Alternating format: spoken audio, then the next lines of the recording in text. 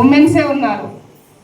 So మనం ఎప్పుడే కానీ భయపడకూడదు. మన పిల్లలకు కూడా చెప్పాలి, వాళ్ళకు ధైర్యం చెప్పాలి, మోటివేట్ చేయాలి.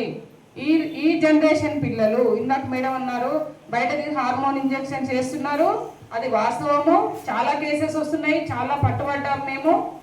ఇంకోటి, చిన్న చిన్న పిల్లలు, వాళ్ళకి తెలియదు, అవగాహన లేదు, వాళ్ళ పెంపకం ఎలానా తెలియదు, కానీ ఇంటికాడ గైడ్ చేసే వాళ్ళు లేరు.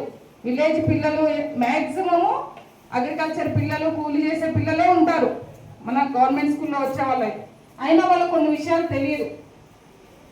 చాలా వరకు చెప్పాలి, మన స్కూల్లో పిల్లలకి ఇలా ఉంటుంది అని మనము మోటివేట్ చేయాలి, మన బాధ్యతగా చేయాలి. వాళ్ళు వినట్లేరని వదిలేయకూడదు.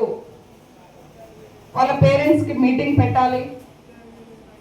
ఒక్కసారి ఎవరు రారండి, ఎందుకంటే వాళ్ళు పని చేసుకుంటూనే వెళ్తుంది కాబట్టి, ఆ రోజు కూలీని వాళ్ళు వదులుకోలేరు కాబట్టి ఒక టైం కేటాయించమని, ఒకటికి 4 మంత్లీ ఒక 2 పెట్టాలి. కంపల్సరీ పిల్లలు వచ్చే విధంగా, పేరెంట్స్ వచ్చే విధంగా, పేరెంట్స్ కంపల్సరీ వాళ్ళు ఎలా చదువుతున్నారు, వాళ్ళ యాక్టివిటీ ఎలా ఉంది, వాళ్ళ బిహేవియర్ ఎలా ఉందనేది మీరు అబ్జర్వేషన్ చేస్తే కంపల్సరీ పేరెంట్స్కి చెప్పండి.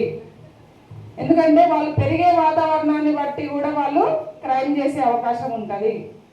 ఇంకోటి, మైనర్ పిల్లలు ట్రిబుల్ రైడింగ్ చేస్తున్నారు. మైనర్ పిల్లలకు అసలు వెహికల్ ఇవ్వకూడదండి, పేరెంట్స్కి పనిష్మెంట్ ఉంటుంది. ఎందుకంటే వాళ్ళు మైనర్ అని పేరెంట్స్కి తెలుసు, అయినా బండి కొనిస్తారు.